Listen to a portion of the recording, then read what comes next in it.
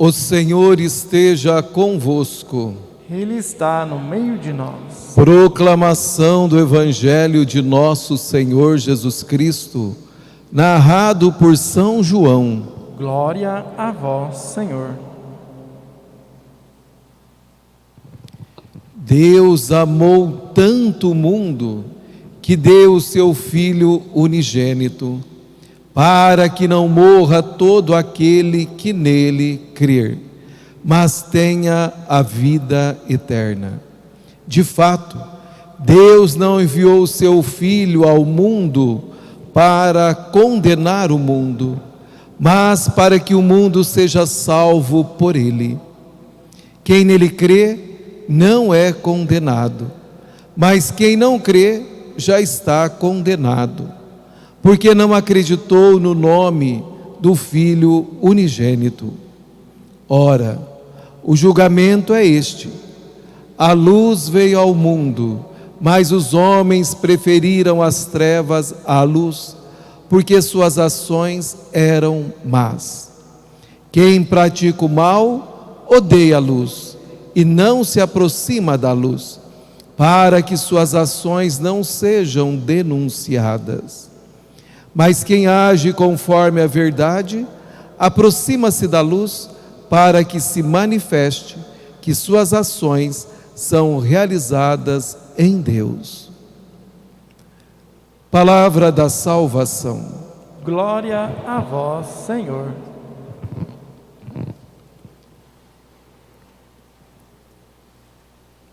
Meus queridos irmãos e irmãs, este é um dos versículos belíssimos das Sagradas Escrituras. Deus amou tanto, tanto o mundo, que deu o seu Filho unigênito, para que não morra todo o que nele crer, mas tenha a vida eterna. Deus é rico em misericórdia, e Ele criou tudo, e tudo que Ele criou, Ele viu que era bom. Ele colocou o seu selo, dizendo que tudo é bom. Isto está no livro do Gênesis, o livro da criação, que nos mostra que tudo o que Deus fez é perfeito, é maravilhoso. Infelizmente, nós ouvimos o próprio Senhor nos dizendo que existem pessoas que não conseguem contemplar as belezas de Deus, e de modo todo especial no seu Filho unigênito, e assim não conseguindo, não alcançam a salvação, porque a salvação vem por intermédio de nosso Senhor Jesus Cristo. E por que as pessoas não alcançam a salvação? O próprio Senhor nos ensina, e Ele diz que a luz veio ao mundo, e a luz é nosso Senhor Jesus Cristo, e Ele veio para iluminar o mundo, porque os nossos pais, que são os nossos antepassados, eles viviam nas trevas. Então precisou de vir a luz ao mundo, que é o Filho unigênito de Deus, para nos iluminar. E nós somos chamados a sermos iluminados por esta luz que é Jesus. Porque aqueles que são iluminados odeiam as trevas do pecado. Aquele que é iluminado gosta de caminhar na verdade, é uma pessoa sincera, honesta, solidária, fraterna, uma pessoa que vive os ensinamentos e os mandamentos de nosso Senhor. Então essa pessoa, ela gosta de andar na luz, nada a incomoda, porque todos podem olhar para ela e vai ver que ela não tem nada que desabone a sua personalidade, a sua pessoa. Enquanto que aqueles que odeiam a luz vivem nas trevas. Aqueles que não querem aceitar nosso Senhor Jesus Cristo, a verdade, vivem nas trevas do pecado, vive na escuridão, não quer se manifestar. Exemplo, uma pessoa que rouba, que mata, que trafica, seja drogas ou seres humanos, elas vivem nas trevas, elas não querem se aparecer, elas não querem viver na luz, elas querem viver na escuridão. Então elas vivem negando a tudo, a todo momento. Quer dizer, elas não são elas próprias, elas vivem em um mundo de mentira. E o pai da mentira é Satanás. Então o Senhor vem nos dizer que aqueles que vivem na luz serão salvos porque o conhecem, e aqueles que fizeram a opção para viver nas trevas já estão condenados, porque são filhos das trevas, filhos do inimigo. Então, meus amados irmãos e irmãs, nós somos chamados a viver nesta luz que é Jesus Cristo. A cada dia nós somos chamados a nos esforçarmos para compreendermos e vivenciarmos melhor a nossa fé, bem como a doutrina sã e pura da Igreja Católica, bem como também vivermos dando testemunho de fidelidade a nosso Senhor Jesus Cristo e à sua Igreja. E aí, falando da Igreja, nós ouvimos na primeira leitura dos Atos dos Apóstolos, que nós vamos meditar no decorrer desse tempo pascal, todos os dias, que é as primeiras comunidades cristãs. Nós ouvimos que os apóstolos estavam presos. Foram presos por causa do nome de Jesus. Foram presos porque em nome de Jesus realizaram um milagre na porta do templo, fazendo com que aquele paralítico andasse. Foram presos porque são homens iluminados por Deus, e as trevas odeiam a luz. Os sumos sacerdotes, os do partido dos saduceus, estavam cheios de raiva no seu coração, estavam nas trevas do pecado, não queriam aceitar a luz que os apóstolos estavam anunciando, o novo tempo. Eles queriam continuar do mesmo jeito, no seu poder, no seu jeito de ser, e não querendo aceitar nosso Senhor Jesus Cristo.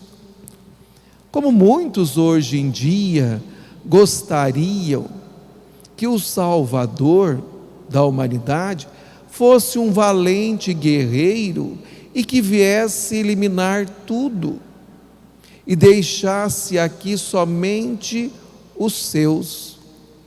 Não, Deus amou tanto o mundo, por isso que Ele enviou o seu Filho, para que todos pudessem ser salvos, porque nós não podemos esquecer que Ele nos fez livres. Então nós somos responsáveis pelas nossas opções. Mas Deus continua nos amando tanto, que Ele preparou para nós um local todo especial, aonde sim, todos nós iremos viver nesta verdadeira luz e não teremos mais problemas com as injustiças, com as fatalidades da vida, porque nós iremos viver na glória e seremos eternamente felizes. E eles aqui não estavam aceitando essa nova proposta de vida, essa mensagem.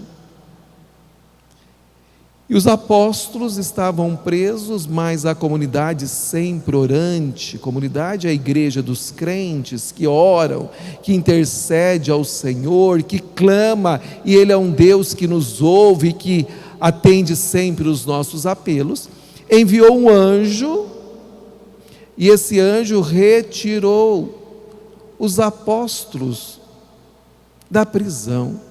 E quando eles mandaram buscar os apóstolos para o julgamento, as celas estavam vazias, mas estava tudo trancado, tudo do jeito que eles tinham deixado, inclusive os guardas. Ninguém viu nada, porque para Deus tudo é possível. Aquilo que não é possível para nós, é possível para Deus. E Deus nos ama, que faz constantemente milagres na nossa vida. E Ele fez esse grande milagre na vida dos seus. E os seus estavam aonde? No templo, na casa do Senhor, pregando, anunciando a boa nova, que é Jesus Cristo crucificado e ressuscitado. Lá se encontravam eles. E aí, a guarda foram buscá-los, mas trataram com todo respeito, porque tinham medo da multidão. Então, meus queridos irmãos e irmãs, nós somos chamados a sermos homens e mulheres iluminados por Cristo. E mesmo diante da pandemia, mesmo diante das dificuldades da vida, dos problemas econômicos, mesmo diante dos problemas políticos, mesmo diante de tantas outras questões que são propostas pelo ser humano nesse tempo em que nós estamos vivendo, nós não podemos esquecer que nós temos um Deus que nos ama a tal ponto de ter dado a sua vida para a nossa salvação. Derramou todo o seu sangue por cada um de nós. Por isso que nós somos chamados a ter esse mesmo entusiasmo, essa mesma alegria de anunciar essa grande mensagem de salvação que é Jesus Cristo. E nós queremos dissipar as trevas que existe no coração de algumas pessoas que nós conhecemos, porque nós também desejamos a salvação deles. Então é preciso que você, meu querido irmão, minha querida irmã, tenha o mesmo entusiasmo, a mesma coragem dos apóstolos, ou então de tantos outros santos que você conhece, ou talvez de alguma das pessoas da comunidade ou do seu convívio familiar. São pessoas corajosas que anunciam sem medo a palavra da salvação, a palavra da vida. Então nós também somos chamados a continuarmos este grande anúncio que é a pessoa de nosso Senhor Jesus Cristo, morto e ressuscitado, que veio ao mundo para dizer para nós: eu vou preparar um lugar belíssimo, assim como eu preparei tudo isto aqui, mas que infelizmente o pecado tomou conta. Mas agora eu vou preparar um lugar que não haverá mais esse problema, porque eu vou separar as ovelhas dos cabritos. E aí vocês que são as minhas ovelhas, os iluminados, estarão comigo para sempre na felicidade eterna. Amém. Aleluia.